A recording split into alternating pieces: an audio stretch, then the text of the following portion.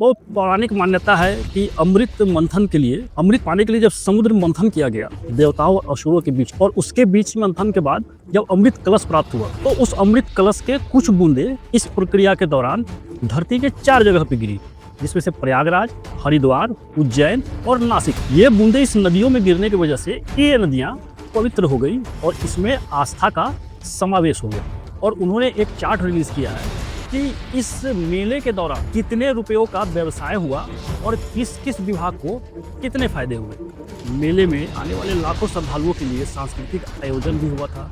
इसके साथ ही प्रशासन ने एक वर्चुअल रियलिटी का इंतजाम किया था, जिसमें लोग VR के थ्रू समुद्र मंथन को देख सकते थे, उसे अनुभव कर सकते थे। इस तरह की छोटी छोटी कई चीजें थी जो इस महाकुंभ के दौरान मेले का शोभा बढ़ा रही है। और कहीं से भी अगर राजनीतिक दलों की बात को छोड़ दिया जाए तो किसी ने भी इस महाकुंभ को लेकर किसी तरह का कोई शिकायत नहीं।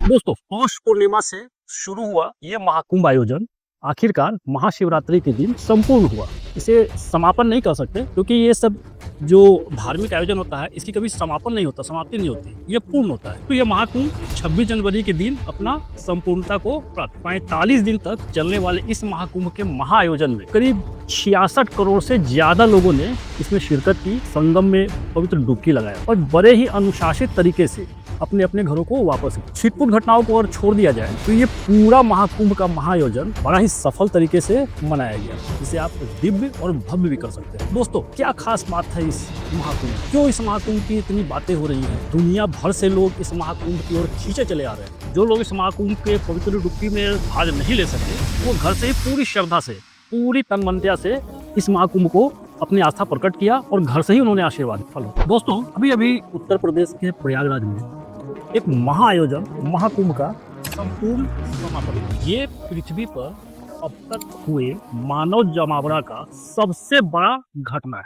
आज से पहले पृथ्वी के इतिहास में एक निश्चित समय पे, एक निश्चित जगह पे इतने सारे लोगों का जुटना इससे पहले कभी नहीं हुआ। जी हाँ दोस्तों, ये महाकुंभ बड़ा ही दिव्य और भव्य तरीके से मनाया गया प्रयागराज। इस महाकुंभ का आधार सांस्कृतिक, आध्यात्मिक, धार्मिक, भूगोल वैदिक, ऐतिहासिक और राजनीतिक। दोस्तों, ये महाकुंभ नियमित महाकुंभ से थोड़ा अलग और विशेष। मैं आपको बताऊंगा नियमित महाकुंभ और इस महाकुंभ में क्या अंतर है। महाकुंभ एक्चुअली एक ही होता है, लेकिन नियमित महाकुंभ हर 5 साल ये महाकुंभ, जैसा कि बताया जा रहा है, 144 वर्षों के बाद मनाया जा रहा है। इसके पीछे ग्रह नक्षत्र और देवी आध्यात्मिकता का एक बड़ा।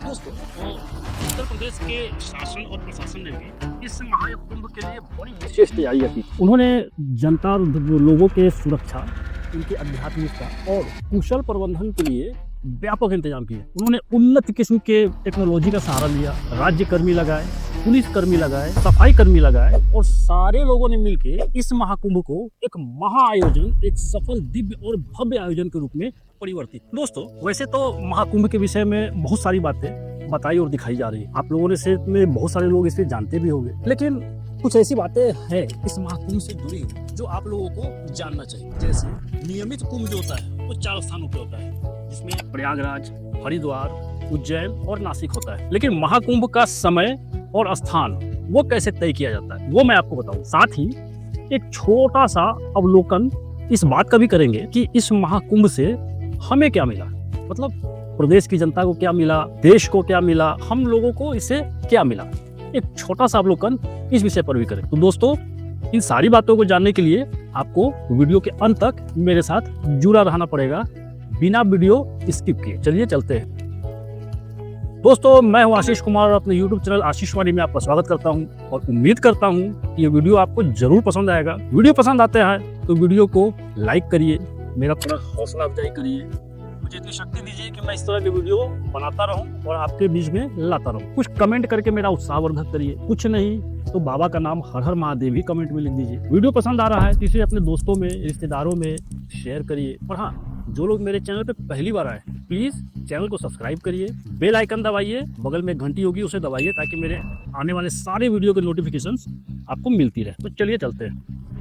दोस्तों, वैसे तो यह महाकुंभ पूरी तरह सफल रहा, लेकिन इतनी ज़्यादा भीड़ होने की वजह से कुछ दुश्वारियां भी देखने को मिली। जैसे एक छोटे से शहर प्रयागराज में जब इतने सारे लोगों का जमावड़ा हो तो जाहिर सी बात है सिस्टम थोड़ा सा गड़बड़ाएगा ही। शहर के अंदर भारी जाम का सामना करना पड़ा लोगों को।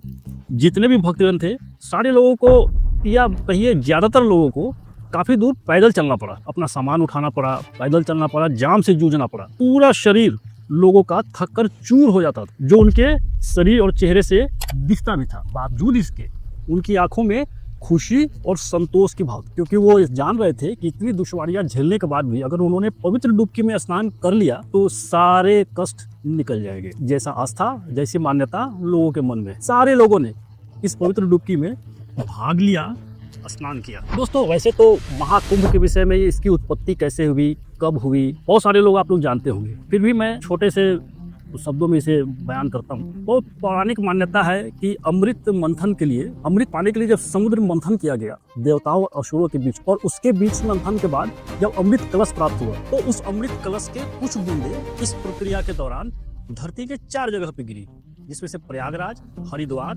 उज्जैन और नासिक। ये बूंदे इस नदियों में गिरने की वजह से ये नदियां पवित्र हो गई और इसमें आस्था का समावेश हो गया। और यही वजह है कि जब जब ग्रह नक्षत्र के संयोग बनते हैं और कुंभ और महाकुंभ का आयोजन होता है तो करोड़ों भक्तगण इस आस्था में भाग लेते हुए इस महा आयोजन में और कुंभ में स्नान करने के लिए यहाँ पहुँचते हैं। वो लोग पवित्र डुबकी लगाते हैं, अपने पापों का नाश करते हैं और मोक्ष की प्राप्ति के लिए वो दुआ करते हैं। महाकुंभ, जैसा कि आपको पता है, 13 जनवरी से शुरू हुआ। वो पौष पूर्णिमा से शुरू हुआ और महाशिवरात्रि के दिन पूर्ण हुआ। जिस दिन ये पूर्ण हुआ 26 जनवरी के बाद यानी 28 जनवरी को सूर्य की एक दिशा में सूर्य के साथ 7 ग्रह एक सीध में दिखाई दिए थे, जिसमें सूर्य के अलावा बुध, बृहस्पति, शुक्र, शनि, नेपच्यून और यूरेनस वो एक सीध में एक साथ दिखाई दिए। तो ये वो खगोलीय घटना है जिसकी वजह से महाकुंभ का स्थल और समय निर्धारित किया जाता है। आप में से बहुत लोगों को ये कंफ्यूजन होगा कि कुंभ तो 4 जगह पे होता है, फिर किस जगह पे कौन सा कुंभ होना है ये पता कैसे चलता है। तो ये उसका जवाब है कि ग्रह नक्षत्र जैसे ही पृथ्वी, सूर्य, इन ग्रहों की गणना की जाती है और उसके अनुसार ये तय किया जाता है कि किस स्थल पे कौन सा कुंभ मनाया जाए। कुंभ वैसे 4 तरह के होते हैं। एक महाकुंभ जो अभी संपूर्ण हुआ, जो कि 144 वर्षों के बाद है। एक होता है पूर्ण कुंभ जो हर 12 साल पे आता है। एक होता है अर्ध कुंभ जो 6 साल पे लोग इसका आयोजन करते हैं।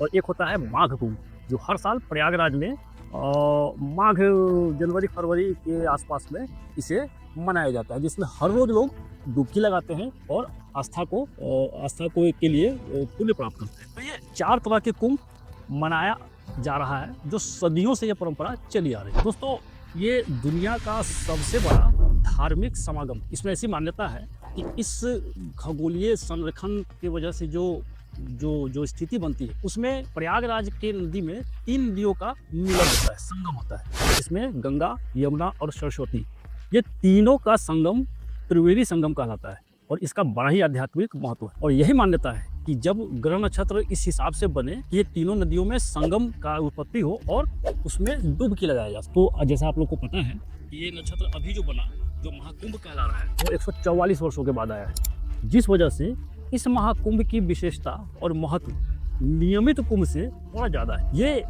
महाकुंभ की विशेषता एक और इस वजह से भी है क्योंकि इससे पहले जितने भी लोग अभी पृथ्वी पर विद्यमान हैं उनकी कोई भी पीढ़ी, पिछली पीढ़ी पिछले महाकुंभ का गवाह साक्षी नहीं था, क्योंकि ये 144 वर्षों में आता है, जिसकी वजह से 2-3 पीढ़ियां निकल जाती। तो ये जो महाकुंभ का जो उत्पत्ति है, मतलब ये जो आयोजन है, ये बड़ा ही विशेष बन जाता। अब अगला महाकुंभ 2169 में आएगा, जहां हमारी तीसरी पीढ़ी भी समाप्ति की ओर हो। तो कुछ ये सब कारण है जिसकी वजह से ये महाकुंभ बड़ा ही विशेष। ज्योतिषीय गणना के हिसाब से ये महाकुंभ और भी विशेष क्यों? क्योंकि ये महाकुंभ का जो समय और स्थान है वो ग्रह नक्षत्र के हिसाब से तैयार किया गया है। जैसे आकाशीय पिंडों और विशेषकर सूर्य और बृहस्पति के स्थिति के हिसाब से स्थल और समय तय किया गया। इस वजह से ये महाकुंभ जितने भी कुंभ हुए हैं उनसे एक विशेष महत्व रखता है। 2025 का जो महाकुंभ है ये इसलिए भी विशेष स्थान रखता है क्योंकि इस महाकुंभ में किए गए धार्मिक अनुष्ठान विशेष मंत्रोच्चार से किया गया। इस वजह से इसका जो फल है वो भी विशेष। साथ ही और इसमें 6 ऐसे दिवस थे जो शाही स्नान के तौर पर मनाया गया। ऐसा माना जाता है कि शाही स्नान करने से जो कुंभ का जो पुण्य है, जो उसका महत्व है, वो कई गुना बढ़ जाता है। इस पूरे 45 दिनों के अंदर 6 दिन ऐसे थे जो शाही स्नान के रूप में मनाया गया। और ये शाही स्नान को जिन्होंने पवित्र डुबकी लगाई उन्हें विशेष फल मिला, ऐसा माना जाता है। आपने देखा होगा कि शासन प्रशासन को इस मेले के आयोजन में लगा ही रहा। जो वहाँ के स्थानीय निवासी थे प्रयागराज में, उन लोगों ने भी पूरे मन से, पूरे श्रद्धा के साथ सारे श्रद्धालुओं का जो उनके शहर में आए उनका स्वागत किया और उनके साथ कोऑपरेट किया। सिर्फ प्रयागराज ही नहीं, प्रयागराज में आने वाले जो भी तीर्थयात्री थे, जो भी श्रद्धालु थे, वो प्रयागराज के अलावा अयोध्या और वाराणसी का भी उन्होंने भ्रमण किया और वहाँ भी जाकर उन्होंने आशीर्वाद प्राप्त किया।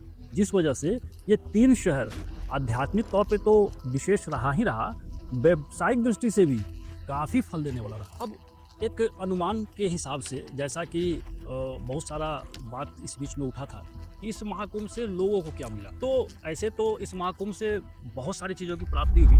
सबसे बड़ा जो फल मिला वो था सनातन का उत्थान, प्रचार और प्रसार। आप स्वयं देखिए, इससे पहले इस तरह का आयोजन इतने जोश खरोश के साथ कब मनाया। सभी पूजा करते थे, पहले भी, आज भी कर रहे हैं, लेकिन उस भाव को एक्सप्रेस करने का जो मौका इस महाकुंभ के थ्रू मिला है लोगों को, जो खुलकर अपनी भावनाओं को रख पा रहे हैं, ये एक बड़ी उपलब्धि है। आपने देखा होगा देश विदेश से कई सारे लोग जो सनातनी नहीं भी थे, पूरी आस्था के साथ इस महाकुंभ में उन्होंने भाग लिया, क्योंकि वो भी कहीं ना कहीं ये मान रहे हैं कि इस महाकुंभ का जो विशेषता है वो अपने आप में अद्वितीय है। और यही वजह है कि इस महाकुंभ से न सिर्फ सनातनियों को बल्कि भारत का भी काफ़ी नाम हुआ और काफ़ी प्रसिद्धि मिली। रही बात व्यावसायिक तौर पर, तो मेरे पास एक आंकड़ा है जो भारतीय अखिल व्यापारी संघ द्वारा निकाला गया। उन्होंने एक सर्वे किया इस महाकुंभ के आयोजन के दौरान और उन्होंने एक चार्ट रिलीज किया है कि इस मेले के दौरान कितने रुपयों का व्यवसाय हुआ और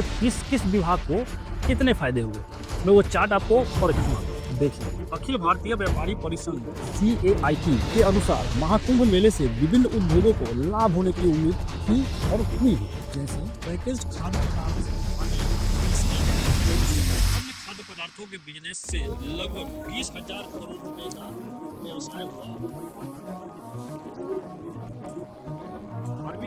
तेल, दीपक, गंगाजल, मूर्तियां, अगरबत्तियां और धार्मिक पुस्तकें जैसे और प्रसाद, इसके साथ ही अन्य उत्पादनों पर भी 20,000 करोड़ रुपए से ज्यादा का व्यवसाय। इसके अलावा ट्रांसपोर्ट और रसद क्षेत्र, जिसमें स्थानीय और अंतर्राज्यीय सेवाएं, माल ढुलाई और टैक्सी सेवाएं शामिल है, इससे करीब 10,000 करोड़ रुपए का व्यवसाय हुआ है। पर्यटन सेवाओं जैसे टूर गाइड और यात्रा पैकेजों से भी करीब 10,000 करोड़ रुपए के व्यवसाय की उम्मीद है कि हुआ है। इसके अलावा अस्थायी चिकित्सा शिविरों, आयुर्वेदिक उत्पादों और दवाइयों से करीब 3,000 रुपए के कारोबार हुआ है। इसके अलावा ई टिकटिंग, डिजिटल भुगतान और मोबाइल चार्जिंग स्टेशनों से भी करीब 1,000 करोड़ रुपए का व्यवसाय हुआ है। मनोरंजन, विज्ञापन और प्रचार गतिविधियों से भी 10,000 करोड़ रुपए का व्यवसाय हुआ है। इसके अलावा इस महाकुंभ से और क्या मिला हमें, मैंने चार्ट बनाया है, उन्हें पढ़ के आपको सुनो। इस मेले से यात्रा, आतिथ्य, बुनियादी ढांचे और कई अन्य क्षेत्रों का भी फायदा हो। महाकुंभ मेले से स्थानीय व्यापार, जैसा कि मैंने अभी पढ़ के बताया,